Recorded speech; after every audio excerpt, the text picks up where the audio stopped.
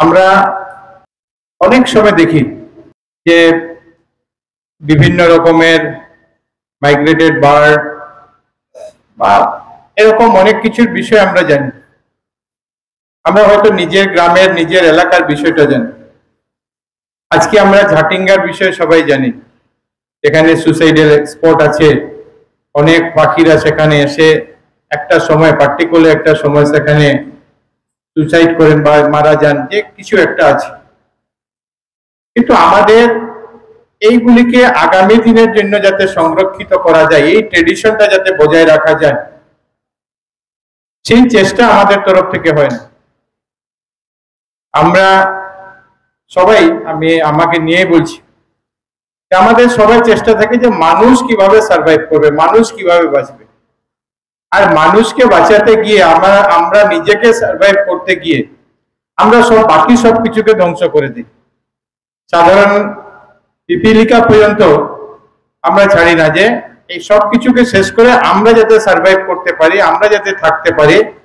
মানুষ, কারণ মানুষই একমাত্র প্রাণী যারা যারা বলতে পারে, যারা বুঝতে পারে, যারা চিন্তা করতে পারে, যারা সবকিছু করতে পারে। কিন্তু আমরা এমন আত্মকেন্দ্রিক আমরা হয়েছি যে সবকিছু ধ্বংস করে আমরা যাতে থাকতে পারি সেই চেষ্টা আমরা করতে থাকি। আর আজকের দিনে আমরা বুঝতে পারি যেভাবে প্রকৃতিকে যেভাবে ধ্বংস করা, বিভিন্ন প্রাণীকে যেভাবে ধ্বংস করা আমরা করে থাকি।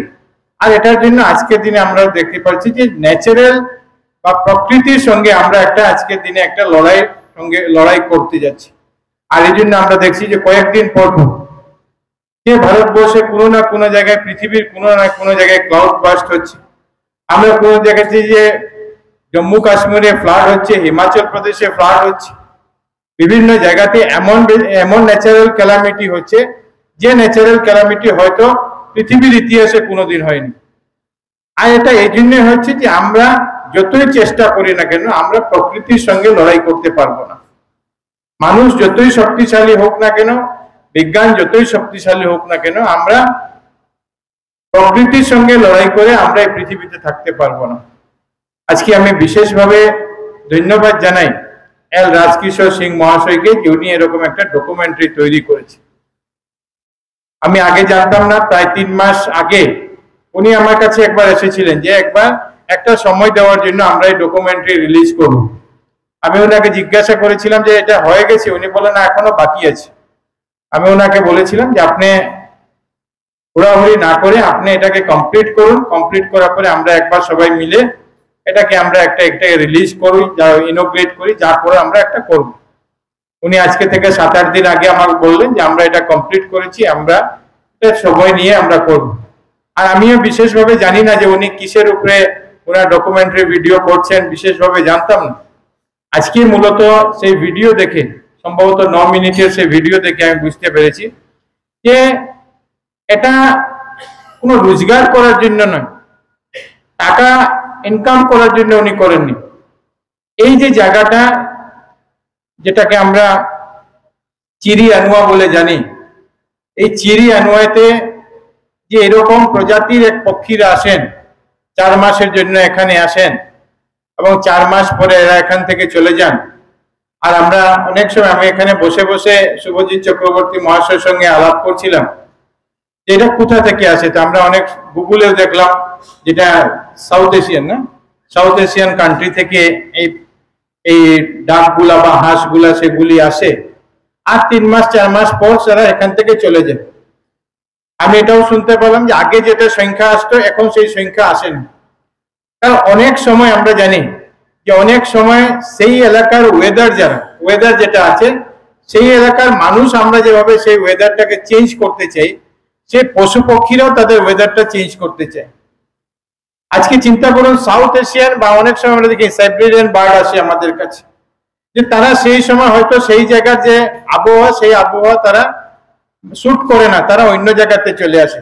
আমরা জানি যে আমাদের মধ্যেও, আমাদের জম্মু কাশ্মীর যখন আগে ছিল একসঙ্গে, যখন জম্মু এবং কাশ্মীর লাদাখ নিয়েছিল, তখন জম্মু কাশ্মীরে 2টা ক্যাপিটাল ছিল, একটা সামার ক্যাপিটাল, একটা উইন্টার ক্যাপিটাল।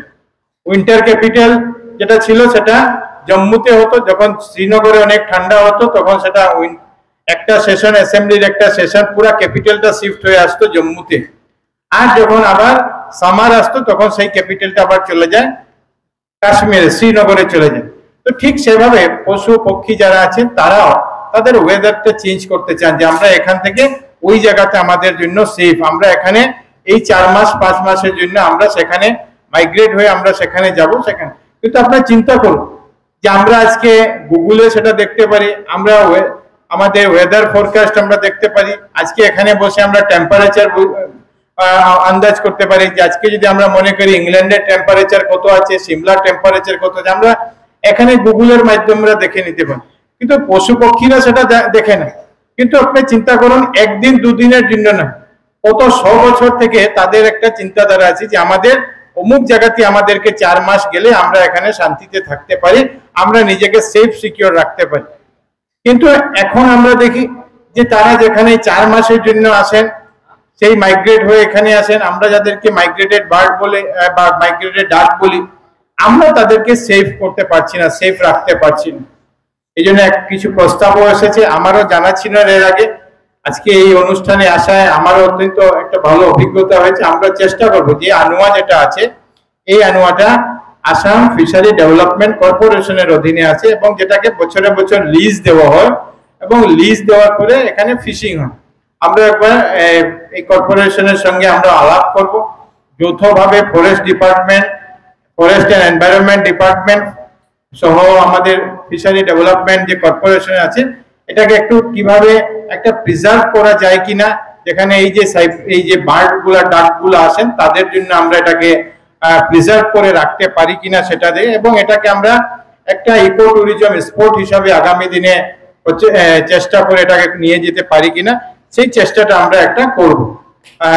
সঙ্গে সঙ্গে আপনাদেরকে আমি এটা অনুরোধ করব যে এই যে ডকুমেন্টারি যেটা তৈরি করা হয়েছে, ডকুমেন্টারি ভিডিও যেটা তৈরি করা হয়েছে, এটাকে যাতে একটা আমরা ওয়াইড পাবলিসিটি আমাদের নিজেদের সোশ্যাল মিডিয়ার মাধ্যমে, বিভিন্ন মিডিয়ার মাধ্যমে যাতে আমরা করতে পারি, যাতে এই এলাকায় যে এই কাজটা হচ্ছে বা শ্রী রাজকিশোর সিং যে প্রয়াস নিয়েছেন, এই প্রয়াসটা যাতে আমরা সমাজের প্রতি মানুষের কাছে জানাতে পারি, শুধু লক্ষ্মীপুরের জন্য নয়, পুরো উত্তর পূর্বাঞ্চলে বা বিভিন্ন ভাবে আমরা নিজের টুইটার হ্যান্ডেলে হোক, ফেসবুকের মাধ্যমে হোক, বিভিন্ন ভাবে হোক, আমরা এটাকে যাতে একটু পাবলিসিটি করতে পারি, এটা সবার কাছে আমি অনুরোধ রাখছি। আমি পুনরায় রাসবিহারী সিংকে অনেক অনেক ধন্যবাদ জানাই যে উনি একটা স্কুলে শিক্ষকতা করেন এবং শিক্ষকতার পাশাপাশি উনি, আমি শুনেছি যে ছোট থেকে ওনার ইচ্ছা এটাকে নিয়ে একটা কিছু চিন্তা ভাবনা করা। আমাদের ওয়াই রাসবিহারী স্যারও ওনার বক্তব্যের মধ্যে বলেছেন, মণিপুরে বুঝতে না পারলে কিছু কিছু যেটা বুঝেছি এর মধ্যে থেকে, যে উনি বলেছেন যে ছোটকাল থেকে উনি চেষ্টা করে যাচ্ছেন যেটাকে কিভাবে আমরা একটু এদেরকে প্রিজার্ভ করতে পারি, এদেরকে একটু আমরা সেফ সিকিউর রাখতে পারি, এবং ওনার এই প্রয়াসকে আমি অনেক অনেক ধন্যবাদ জানাই। এবং ওনার এই কাজের জন্য আমি বিধায়ক হিসাবে যে উনি এই কাজ করেছেন, এই প্রয়াস করেছেন, একটা ডকুমেন্টারি ভিডিও ওনার সীমিত ক্ষমতার মধ্যে উনি করেছেন, এই জন্য আমি নিজে গর্ববোধ করি যে আমার বিধানসভার একজন ব্যক্তি এত বড় কাজে উনি নিজেকে এনগেজ করেছেন। এই জন্য প্রত্যেককে ওনার সহ ওনার যে পুরো টিম, বিভিন্ন এলাকার, মণিপুর হোক, কাছাড় হোক, লক্ষ্মীপুরে হোক, যারা টিম ওনার সঙ্গে কাজ করেছেন, প্রত্যেককে আমি ধন্যবাদ এবং কৃতজ্ঞতা জানিয়ে আপনাদের সবার প্রতি আমার শ্রদ্ধা জানিয়ে আমার বক্তব্য শেষ করছি। ভারত মাতা কি জয়।